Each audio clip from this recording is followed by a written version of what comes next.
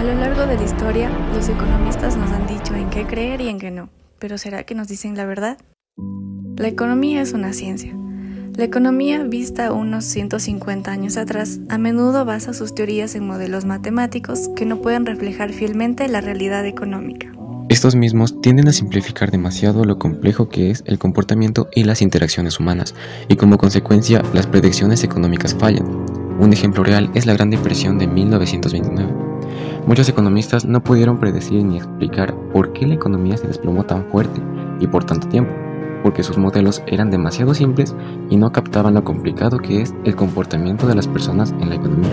También promueven agendas que no pueden ser las mejores para ser aplicadas, debido a que no hay un criterio universal sobre los principios económicos, y esto causa que los economistas vivan contradiciéndose unos con otros.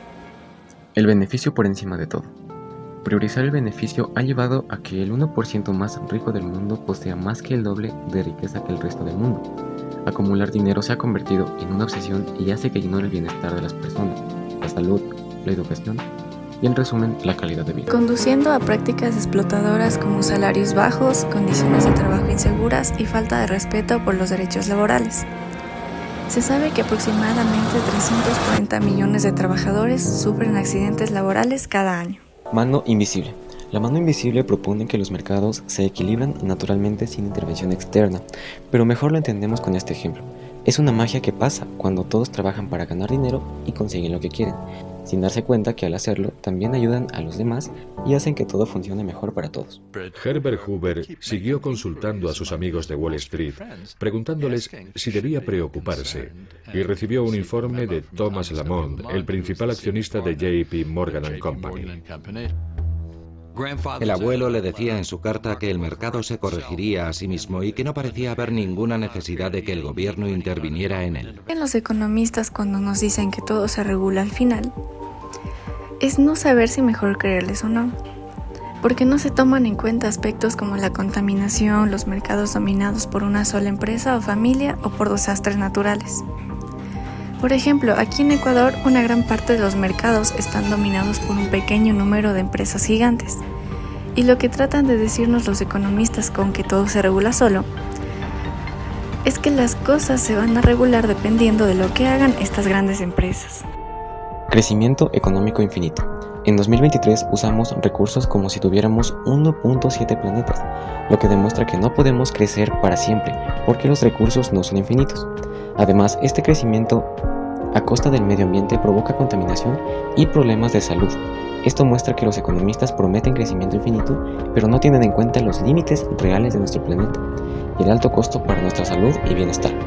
La competencia perfecta.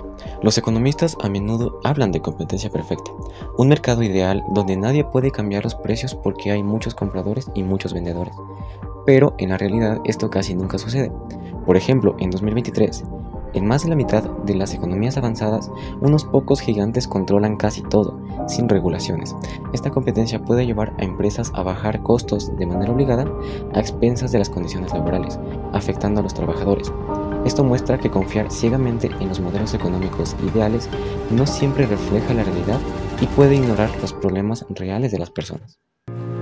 En 1920, década conocida como los felices 20, la gente estaba invirtiendo mucho en la bolsa, muchas veces con dinero prestado. Esto hizo que los precios de las acciones subieran mucho, creando una burbuja. Todos pensaban que los precios seguirían subiendo, pero en 1929 esta burbuja explotó. La bolsa se desplomó y muchos bancos y empresas quebraron, causando una gran pérdida de empleos y una fuerte caída en la producción. Durante la Gran Depresión, la economía de Estados Unidos y muchos otros países se contrajo muchísimo. En 1933, 1 de cada 4 estadounidenses estaba sin trabajo, y la producción industrial cayó casi la mitad en solo 3 años.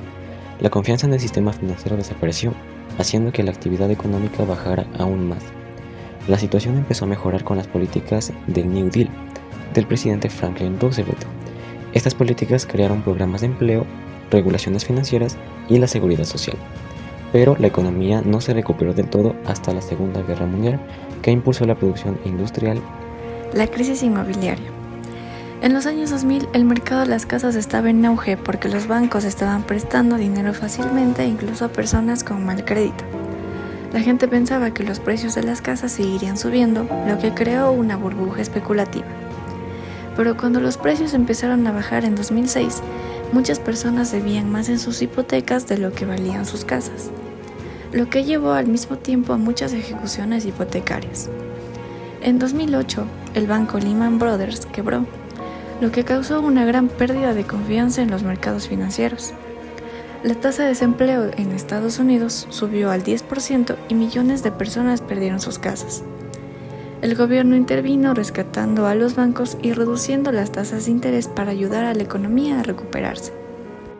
Con estos antecedentes, los economistas a menudo hablan de un mercado ideal donde la competencia es perfecta, esto es decir, donde nadie puede manipular a los precios porque hay muchos compradores y vendedores. Sin embargo, la realidad muestra otra historia. Durante la Gran Depresión en los años 30, la especulación en la bolsa creó una burbuja que estalló, llevando a una crisis económica severa y a la pérdida masiva de empleos. Más recientemente, en los años 2000, el mercado inmobiliario también se infló artificialmente debido a préstamos riesgosos, y cuando la burbuja de los precios de las casas estalló en 2008, resultó en una crisis financiera global y también en millones de personas que perdieron sus hogares.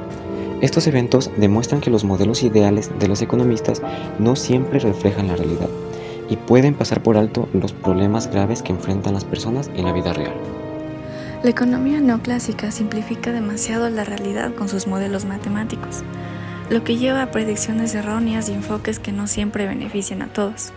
Además, priorizar el beneficio ha resultado en una gran desigualdad y condiciones de trabajo explotadoras, ignorando aspectos cruciales del bienestar humano. También, la teoría de la mano invisible y el concepto de competencia perfecta fallan al no considerar las externalidades negativas y las fallas del mercado, perpetuando la desigualdad y limitando la competencia real. Además, la idea de un crecimiento económico infinito es insostenible, contribuyendo a la degradación ambiental y afectando negativamente la salud y el bienestar global. Los ejemplos subrayan la necesidad de un enfoque crítico hacia la teoría económica, considerando también aspectos sociales, políticos y psicológicos que influyen en el comportamiento humano y la dinámica de los mercados. Del mismo modo, nos muestran que no siempre podemos confiar en los economistas sin cuestionar sus ideas y considerar una realidad más amplia de nuestra sociedad.